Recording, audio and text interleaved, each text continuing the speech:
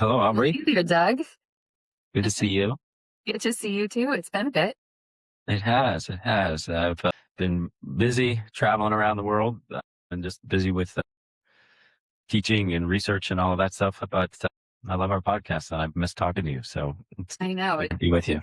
it feels like it's been forever, and with good reason because you were just in China for almost 2 weeks. So tell me about that. Well, yeah, it was a crazy fast trip, but it was an important trip. I like to. I always have to mix it with my kind of teaching time when I have to be in the classroom and my personal time when I want to be in Ann Arbor to see my kids. But I try to get to China 3 or 4 times a year, just because, as you know, the OGL brand is not just about reading statistics and reading speeches and reading newspapers, but it's actually about boots on the ground and really kind of getting deep inside of conversations with people in the economy and with officials. And so this was one of those trips. And given my schedule, I had to make it a quick one. So it was about a 2-week trip. So I flew over in early June. And then after my oldest son's high school graduation, and then was there for about 2 weeks and then came back. And so here I am and ready to talk about it. And you got to see some of our OGL team members in person. That's right. Yeah. So Dashiell Chen and Chris Gao are based in Shanghai, and they're just, huge friends and supporters of the OGL process. And as you know, I've known them for 30 years, and, they actually were part of the group that taught me how to do boots on the ground research when I was living in China in the mid 1990s. And so it's always great to get to be there with them. And so I saw them, and then Chris traveled with me to most of the places that I went on this trip. Usually I like to just stay in Shanghai and be there based with them and kind of doing research and going out and visiting factories and officials in the local area. But this trip, we had to take a lot more time in other places. And so, but it was an amazing trip. That's great. Yeah. In addition to being in Shanghai, I know that you also went to Shenyang. Tell me, where else did you go? And I'd love some highlights of the trip. Okay. Yeah, sure. So yeah, I'm Shanghai is my old home. I always like to say to people when they, I'm in Shanghai, and, kind of speaking Chinese, and people are always a little bit surprised that I can speak Chinese pretty well. But when people talk to me about being in Shanghai and have you been here before, I always point to my heart and say, in Shanghainese, in my heart, I'm really a Shanghainese person. And people are always like, you can also speak Shanghainese? So yeah, I love being in Shanghai, and I think of it as my second home. And the first time I lived in China in 1994, I lived in Shanghai. And so that's always wonderful to be there and be there with Chris and Dashiell. But this was a busy trip for both OGL research reasons, but also for some client work that we're doing with an organization that's trying to build its presence in China to a much larger effect. So first we went to Ningbo. Ningbo is a really interesting city because by Chinese standards, cities of 10 million people are still considered relatively small cities, but Ningbo and Shenyang are cities of about 10 million people. And so, they still feel bustling and powerful. I remember when I was in Ningbo in the mid 1990s, it did feel like a sort of very small and underdeveloped place, but it's just grown into a very powerful little city, a little bit north of Shanghai. It's in Zhejiang province, which is a famous province because it's where Chairman Xi was the governor of before he became the chairman of China. And it's also where Hangzhou and Suzhou are. Hangzhou is famous because of being a high-tech hub with companies like Alibaba and Tencent. And Suzhou is famous because of the Suzhou industrial zone. But Ningbo is a really interesting place because Ningbo has quietly become the largest shipping port in China. And it's the fourth largest shipping port in the world, and it's the largest place for container shipping. And so it's just, it's just a little city to the north of Shanghai, but it's become a very, very powerful business zone. And so Chris and I were there, and we met with a bunch of executives and had a really nice session where they wanted me to talk about China's economic development, but also, just wanted to ask questions and have a dialogue. After that, we went to Guangdong. Guangdong is a very, very large shipping port in southern China, and it's, the largest city in Guangzhou province. And we met with a couple of business leaders there. And then I went up to Shenyang. Shenyang's a really interesting city as well because, again, another mid-sized city of about 10 million people. But Shenyang is it's the capital of Liaoning province. And Liaoning province is this northeastern province that has both the industrial side of China in Shenyang. So it's got a big automotive industry. BMW's main headquarters are there, and the factories that they work with are there. But it's got a lot of different industrial areas. And then Dalian is also a very large shipping port on northeast China. Liaoning's interesting just because it's a very large, powerful province, but it sort of has grown over the last 4 decades in the shadow of Beijing and Shanghai. And so it's just never kind of become as powerful as some people, particularly in the province, have wanted it, and also what Beijing wants. And so when I was in Beijing on my last trip and meeting with Justin Lin, he asked me if could your OGL team focus on Liaoning a little bit, because we really want to see economic development there. And so I was invited to, do this thing with the cultural and tourism group. But I also met with a couple of Liaoning officials that want to see some research and want to really have a deeper understanding of economic development for their province. But it was a great trip. I mean, this is really, what I've built my whole career to do. And so I have officials asking me to do research on their provinces and on their cities. I'm always thrilled. It sounds like you had a really great trip. I'm curious, I know that there's been a lot of change since you started working in China, but is there anything you're noticing from, the last trip to this trip that seemed different? I know the last time, between the two visits that you've had, Trump finally visited, we had the Strait of Hormuz, being closed, and the Iran war, that's, seemingly now open again. And, US and Iran relations have become peaceful again.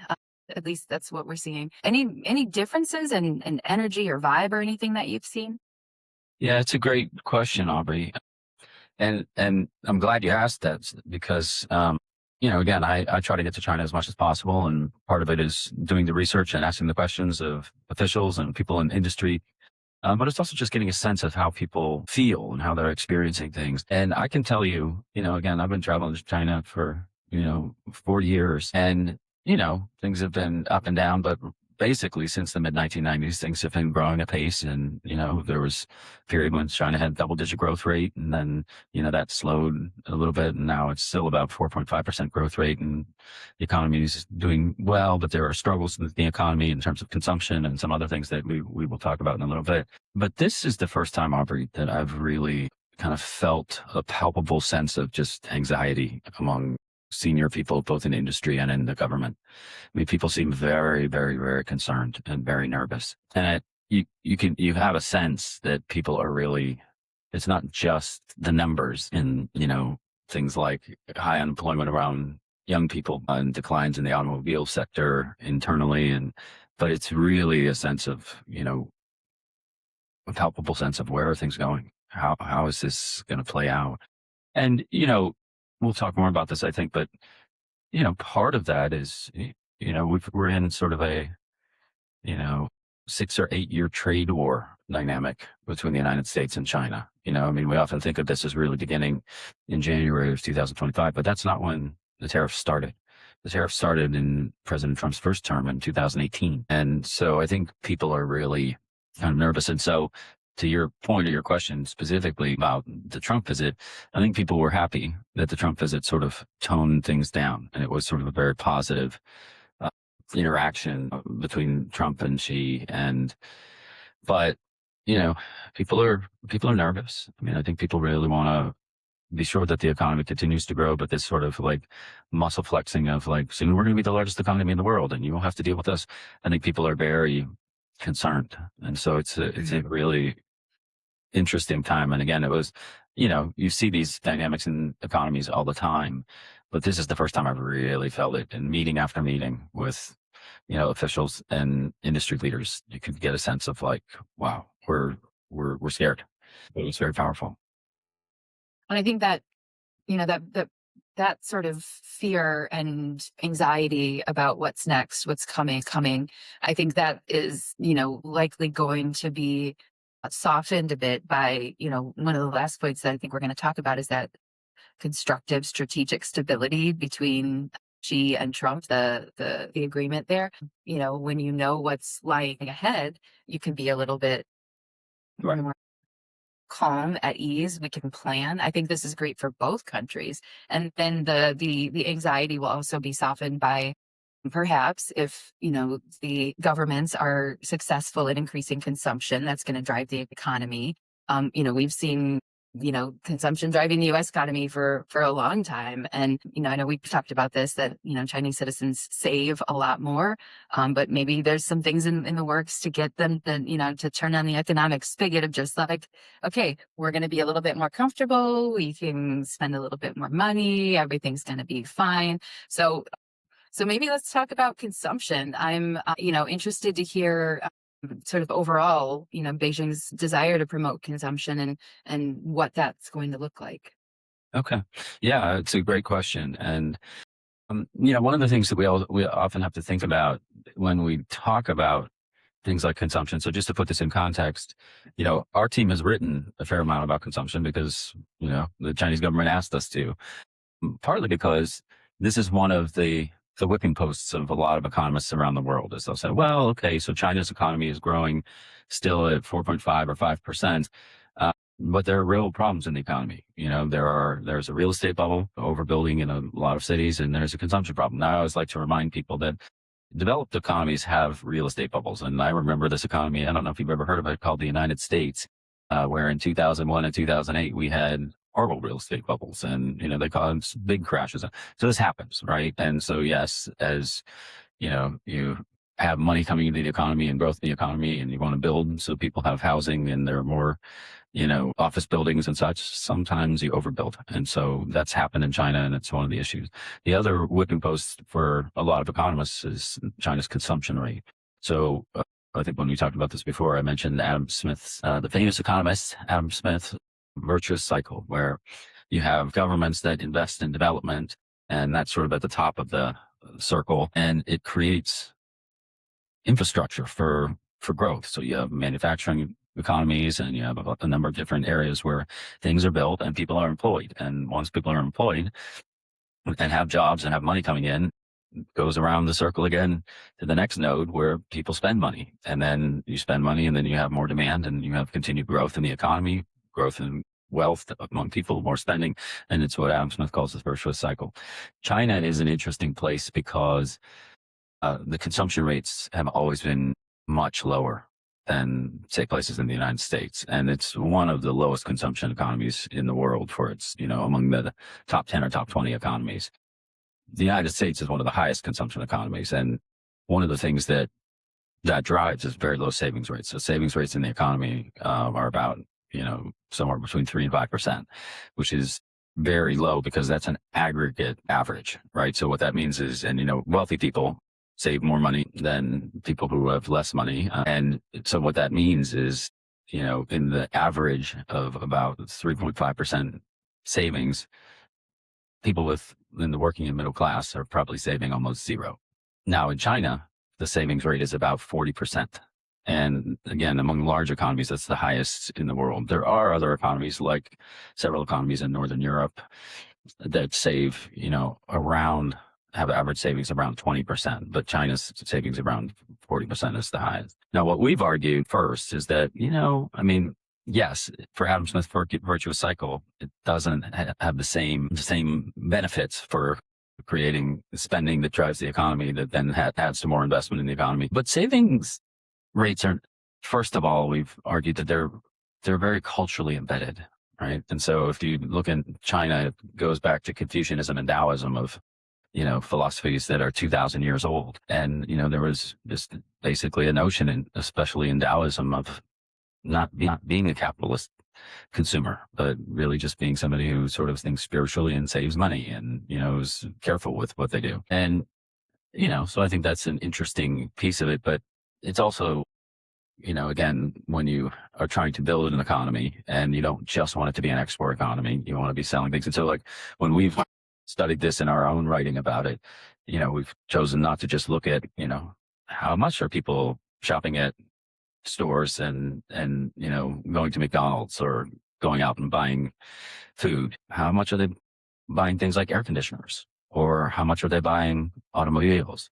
The automobile industry is interesting because it's been in the news very recently because automobile sales in China are way down. And so what that means is that, China needs to rely much more on its export of Chinese cars to the rest of the world, or not just Chinese cars, but cars that are built in China, because you have some brands, again, like BMW and Volkswagen, who are, very powerful in China. But given that local sales are way down, those industries within China, if they're going to continue to be powerful and sort of drive the economy, they have to focus on export. And then you have the interesting complexity of things, companies like BYD, where, BYD is, in my opinion, and I think it's pretty much supported by the numbers, is the most powerful electric vehicles company in the world now. More powerful than Tesla, more powerful than any other. But you have countries like the United States that don't want BYD to have anything to do there, not just for tariff and trade protectionism issues, but, there's some senators that are arguing that BYD coming to the United States and creating a manufacturing sector and creating jobs is dangerous because they don't trust the company.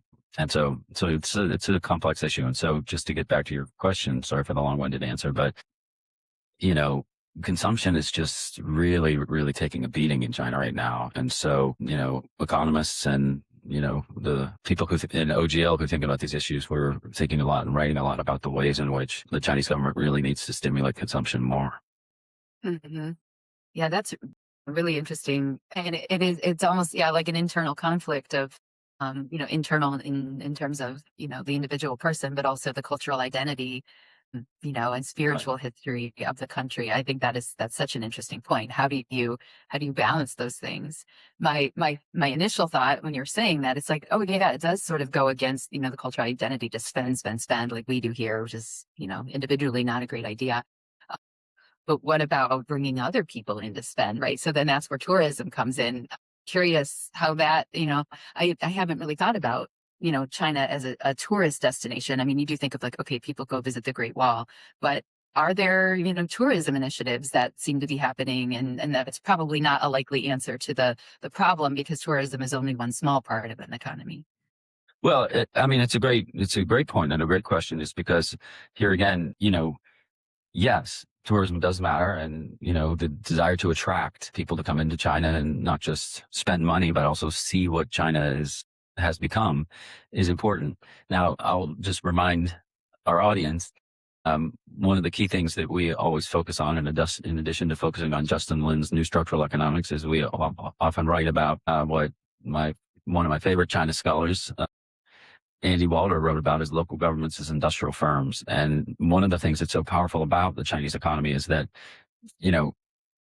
yes, it is, an authoritarian government that has 5-year plans that emanate out of Beijing. We just saw the 15th 5-year plan, and we talked about that on one of our shows. But the thing that's really powerful is that China has created a system in which there's a culture of local entrepreneurship among cities and provinces.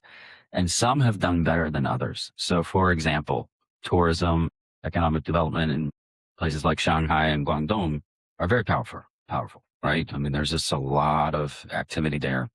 Places like Shenyang and Ningbo, and more generally beyond Shenyang, Liaoning province, they haven't been as good at sort of telling their stories and attracting tourists to come and kind of, really think about development. And so there is a big push from the central government and from provincial governments to really get local governments, like places like Shenyang, thinking about attracting tourists and thinking about, how do we create cultural environments in which people want to come, not just learn about the history of Shenyang, but also want to come see the cultural excitement of places like Shenyang. And so we have festivals and all kinds of other things that a number of cities are engaging in. But yes, like marketing themselves to the outside world is really important. When I use that term marketing, occasionally I'm asked to come give talks in China on what we call chuhai, which means going out into the sea, Chinese companies going global. And I always like to point out to the CFOs that I'm talking to in these talks that, in addition to going and building the Belt and Road Initiative and building railways in Africa, you also have to really think carefully about how do you market yourself to the world? How do you really kind of think carefully about, what the brand of BYD is, and how you're actually, or what the brand of Huawei is. Huawei is a very powerful technology company, and I've spent a lot of time studying them over the years, but they never did a good job of marketing themselves to the world, and that hurt their presence in the United States. And the same with even more social media type companies like ByteDance and TikTok. And so, it's a really important thing to think about. How do you brand yourself as a major economic and social player around the world? Right. And I think, one of the things I think why they're, curious to speak to you is your experience, here in the United States. And, in our conversation with the OGL team this week, we were talking about, what can China learn from the experiences of the Rust Belt cities in the Midwest here, and, watching Detroit, develop their riverfront. That's one example. Detroit they have a designation as a UNESCO heritage site, and they're a city of design. And so they have this whole month of September is a celebration of design. And so I've got to see these things happen and participate in them.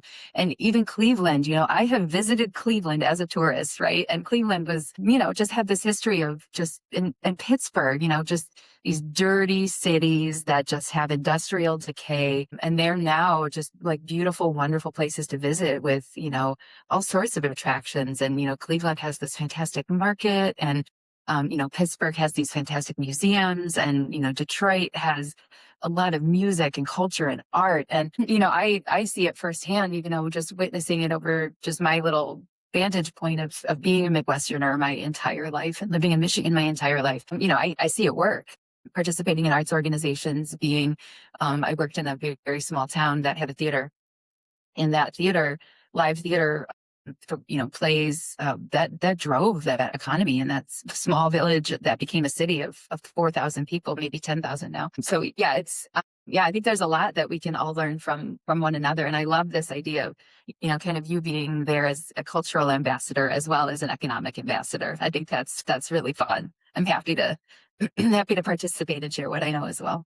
Well, I would love to continue to talk about this, and I love the points that you're making because, you and I both grew up in the Midwest. I grew up in Pittsburgh, and I watched that city, the transformation that you're talking about. Like in the 1970s, Pittsburgh was the steel capital of the world, and there were a lot of jobs in the steel industry because U.S. Steel was headquartered there, and eventually a lot of that industry left and went to Texas because Texas was a right to work state. And so union labor was a lot cheaper there. But I watched Pittsburgh transform itself, right? I mean, it became, went from this manufacturing hub where there were a lot of union jobs in the steel industry to, a real cultural center, the Carnegie Museum and, all of the things that happened with the different aspects of cultural development. And you just watched the city transform itself. But you're exactly right. Like that happened in Detroit, it happened in Cleveland. And I think to where you're driving with this question is, we've sort of thought of the intersection of the U.S. and China economies as, China is a place of cheap labor. And, under Milton Friedman and Ronald Reagan 46 years ago, we, started pushing for, companies to go find cheap labor around the world and build their manufacturing supply chain in other places. But our economies aren't just linked in terms of the economic ties. We're linked in terms of really kind of thinking about strategies of economic development and cultural development of these places. And so we can probably learn from each other and teach each other. And so I hadn't really thought about that. Might be behind the reason that I was invited to be on the board of the Department of Culture and Tourism in China. But that's for sure what I'm sure you're right. That's what they're thinking. So I was just honored, but I didn't realize why it happened. Well, you're obviously you've got a lot of vantage points from where you sit. You're a professor, you grew up in the Midwest, you've spent so much time in China, and you're watching things from so many angles, right? And so maybe they don't even know that's why they wanted you, but that's an added bonus for sure. I think I will be really excited to see how this relationship develops and what you can bring to the the Culture and Tourism Bureau of Shenyang. I think that's really exciting. I'm going to start telling them stories about Pittsburgh and Detroit. Absolutely. Let me know how I can help feed you some stories. I think that's great. I love that. Yeah. So, I think, we talked a little bit about the unemployment for young people, and, manufacturing just isn't hiring. We're seeing this here too, where there's a lot of just young people aren't employed. There's just not as many opportunities, How do you see this playing out in both economies, but really in China? I think, that, people of the future having jobs leads to, savings. It leads to consumption. It's driving the economy, so when we're looking ahead at, this entire population of folks, like, what are they doing now? And what should we expect in the future? That seems like something we should all be really concerned about across the globe. So it's a great question, and I'll sort of address it in a couple of different categories. The first thing is there's a concern. I mean, people that I talk to in the government and in industry and, my China research partners, I mean, people are definitely nervous about the unemployment of the younger generation. But there's a couple different categories for it. The first is there's a cultural phenomenon here. And so I've talked in our last question or last moment of talking about consumption. We talked about, 2000 years of culture and Taoism and Confucianism and lower sort of consumption habits. But culture is always a rapidly changing thing. Like you can have deep culture, but you can also have things that happen structurally that lead to different, if you think about culture as different aspects of mindsets and how people think about things. One of the big impacts in China over the last 40 years was Deng Xiaoping's one-child policy. So it used to be people, China was the most populous nation on earth up until very recently when it was surpassed by India, but it's still, one of the largest populations on earth. And people used to have many children. And under Deng Xiaoping in the 1980s, there was the passage of something called the one-child policy, which basically just meant that, many people still had multiple children, particularly in rural areas, but there were tax benefits and sort of a strong push from the government to just have one child. But if you think about what that does culturally, suddenly for generations, people have grown up in families with multiple children and, working with their siblings, but also competing against their siblings and sort of being pushed to kind of perform in school and do all kinds of things. And suddenly you have a generation of people that are growing up not with lots of siblings, but a single child with 2 parents and 4 grandparents and, basically just being coddled and taken care of by 6 adults. And what emerged is what they call the lying flat generation. So, and it used to be the case that kids would compete with their own siblings and compete with kids in their high schools and take the very, very difficult college entrance test, which is called the Gaokao. So it's different than the SAT, but if you imagine kids are thinking about, I got to take that test called the SAT and get into college and da-da-da-da. In China, there's a very, very competitive test called the Gaokao. And, Chinese universities are very, very selective. And you have to take this test and you get into hopefully a good college, and then you go to college and then you get in the workforce. But the lying flat generation doesn't seem very focused on that. Kids are they have their own bedrooms and they have 6 adults kind of waiting on them as they're growing up, and they seem very unmotivated. And so the lying flat or Tangping generation it's a big concern for a lot of people. So that's one thing. The second thing is, we are seeing a sort of a dramatic transformation of industry. And so you have, people who are favored in this system are people who are part of the vocational technical education system. And so it used to be the case that kids would want to, get into Beijing University or Tsinghua University and then go be an executive in a factory. But then the lying flat generation doesn't seem very motivated. But it's also the case that vocational technical training is more important than high-level training these days because, what's needed is people who know how to think about building smart manufacturing and how to use AI to build smart manufacturing. And so there's a lot of technical training in that space, but it only favors a very small group of people who have the right kind of education for those skills. And so we're seeing like a real fall off in the younger generation's employment. And partly it's because of job opportunities, but partly it's because of just real changes in the economy and society. And so it's a really interesting time. Yeah.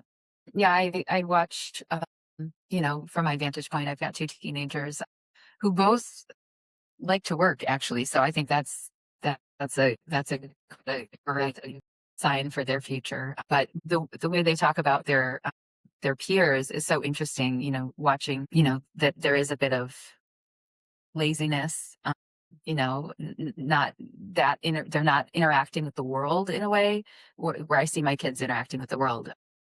So it's my kids are worried about their peers. I think that that's definitely something to keep an eye on and something to plan for as well. I wonder about that too, in terms of, the like the lying down generation you mentioned, and the kids here that I see in the US that are just not that interested in interacting with the world, and they're not that motivated to get jobs and be a part of the economy. And, they don't even want to learn how to drive sometimes. What's it going to be like for them as adults? And if the generation is like that, who's going to provide their care? Who's going to be their doctor in their own generation? So I think it's really interesting to see, and I'm sure they'll get inspired to participate at some point, but it just, you just can't lay down the whole time. So maybe let's finish the conversation by talking about, how Trump's visit in China was received by the folks that you spoke to, and what's going to happen now. I haven't been paying as much attention as I should have, but I'm, learning that there is an agreement called Constructive Strategic Stability, which I find very interesting that it coincides. The 3 years is the agreement, and the remaining time in Trump's term as president is 3 years. So that's a correlation there. So just curious, what's happening now? I guess it's sort of a agreement to let's just be peaceful, right? Let's not rock the boats. Let's not rock each other's boats. Curious how you feel about this and what the folks you spoke to are thinking. Yeah. So, I mean, you and I have talked about this a little bit in the past, but again, I can put this in the context of the trip that I was just on and sort of reflect on what the feeling was like in China. As you and I have discussed in the past, I think tariffs and trade wars are stupid. I just think it's a bad economic policy, and Trump being driven by people like Peter Navarro and others that just wanted to, as you and I have discussed previously, the logic of tariffs is such that you raise the price at the border from things being imported from other places like China. And thus, with higher prices at the border, people will buy things that are manufactured in America and thus create jobs. The problem with that logic is you have to have a manufacturing supply chain that can do that. And so the idea that iPhones or even light industry goods that are sold in places like Walmart, which is the single largest exporter from China to the United States, an American company, the idea that those things can just be produced in America is wrong. It's false, because we don't have the manufacturing supply chain anymore. And so the whole logic of the trade war that, again, as we discussed earlier in the call, didn't just start in 2025. It started in 2018 under Trump. And so this has been a very, very toxic period. And, American companies are heavily invested in China. Companies like Apple are the most profitable companies in the world because of their work with, in Apple's case, over 1,600 Chinese suppliers. And so, it's just a very complex system that can't just be easily reproduced in the United States by raising prices at the border. And things have gotten a little, they were started in 2018 under Trump, and then we had the Biden administration, but things got worse when Trump took office in January of 2025. Now we've seen things lighten up, and, we talked about the meeting in September of 2025 in South Korea, which Trump affectionately called the G2 meeting, which meant a lot to Chinese people because it meant that even though China's excluded from the organization called the G7, Trump was alluding to this meeting and dealing with Chairman Xi as somebody of saying, look, we're the two most powerful economies in the world, and we're going to continue to work together. And so a lot of people were thinking with great anticipation about the meeting. Trump was supposed to go to China in April 30th of 2026, but that was delayed because of the war in Iran. And so, when he went on May 14th and May 15th, there was a lot of anticipation. And, not only did Trump sort of signal how tight our economies are, because he brought 17 corporate leaders, important, powerful corporate leaders with him. And, I think it was a real signal to say, look, our companies are fundamentally intertwined. These are the most powerful executives in America, and I'm going to bring them on Air Force One, and we're going to come talk to you guys. But in addition, Trump was very, very, I don't want to say passive, but he was very, very kind of hospitable in his conversations with Chairman Xi. I mean, we saw this both in terms of how we need to work together in trade, but also in terms of how he talked about the Taiwan issue and And so I think it was viewed by people in China as a very positive thing because, they recognize all too well how important our economies are in an interlinked nature. Now, all of that being said, we have to remember that the U.S. is a democratic system with three branches of government, and the executive branch doesn't control the legislative branch. And so, we've seen, in addition to Trump playing a much more kind of passive and friendly role, we've seen Congress really kind of moving aggressively and kind of thinking about, we had the letter from the senators led by Chuck Schumer to President Trump saying, they didn't welcome BYD to build manufacturing sites in the United States at all, which I think is very stupid because I think we should be able to learn from each other in building manufacturing supply chains. And just the way Phoenix is learning from TSMC with a $500 billion investment in building 5 fab sites that are really kind of changing the chip industry for manufacturing in America. But in general, I think that this is a very powerful and important time, and I'm optimistic. I've criticized President Trump lots, but I was happy that he was sort of so passive and hospitable on this trip. So I think it's good. Oh, you're on.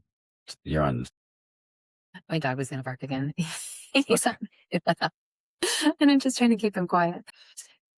I mean, I think it's a great thing for both economies to come to, the agreement of, this constructive strategic stability. I think one thing that has been concerning for me personally, as we're watching, the relationship between the two most powerful economies in the world is the unpredictability, largely led by, President Trump's efforts to, make things fair in his mind. But I think this is a good thing. I think this is a very good thing, and uncharacteristically docile of our president. But I do think it is a very good thing to have the agreed upon stability. I think we can only keep growing when we know what to expect and when we can plan ahead. And, I think that is, of course, wonderful for the Chinese economy, as they are very measured, very planned, and they want to know, and they do know what to expect. So this seems to make sense from a lot of angles. So thanks for bringing this up, and I'm glad to have this brought to my attention. And I'm so glad you've returned home from China with many adventures, and of course, an ever-growing to-do list. I know that we'll be writing about the companies that weren't included in Trump's trip to China. I know we'll hear a lot more from you, in general about, the Chinese economy and its gain on the U.S. economy and how that's all going to play out in the next few years. Anything else you're looking forward to sharing with the OGL community? And then we'll sign off. Well, I mean, thank you for all this. I always love our conversations. And, as you know, and I think you're sort of alluding to it in the way you're framing what we're going to be talking about and writing about in coming weeks and months. I'm a real China bull. I've been a big believer in, and, our team is, in addition to the book we're working on an article that we hope is going to be placed in somewhere like Foreign Affairs, but it's really about the strength of the Chinese economy and Justin Lin's theory of the new structural economics. And so, me being a China bull means it's, I'm not just a lover of China who's been studying China since I was a college kid. I really believe in the new structural economics and New Order's local governments as industrial firms and sort of careful planning, but not overly zealous, centralized planning. And so it's going to be really interesting to see how China continues to develop. But we're in, crazy times. There are these cultural changes like the lying flat generation. There are the major changes that are happening with AI. They're the major competitive things that are happening in terms of manufacturing in different places around the world. And we're in a time when, it's not just the U.S.-China relations that matter, but it's China's leadership in the Belt and Road Initiative and its development of Southeast Asia and Africa and Central Asia, and its new leadership in the BRICS economy, right? Brazil, Russia, India, China, South Africa, and several other nations that joined about a year ago. And so we are seeing a major shift in sort of the economic leadership of the world. And it's going to be really interesting to see how China plays this role and the role that the U.S. is going to continue to play. But I'm a big believer and spend a lot of time hoping for collaborative economic development. And so I think that that's what we need to see. So we'll just keep talking about these issues and keep pushing forward with our research. But I so appreciate the conversations with you about these issues. So thank you, Aubrey. Yeah, thanks, Doug. And it was really nice to catch up with you. I know that, yeah, you've been so busy, and yeah, I'm happy to have had this opportunity. And thank you for the conversation. Thank you. I'll look forward to talking again in a week. We'll get back on track. I promise. Okay, sounds good. All right, take care, Doug. Bye bye.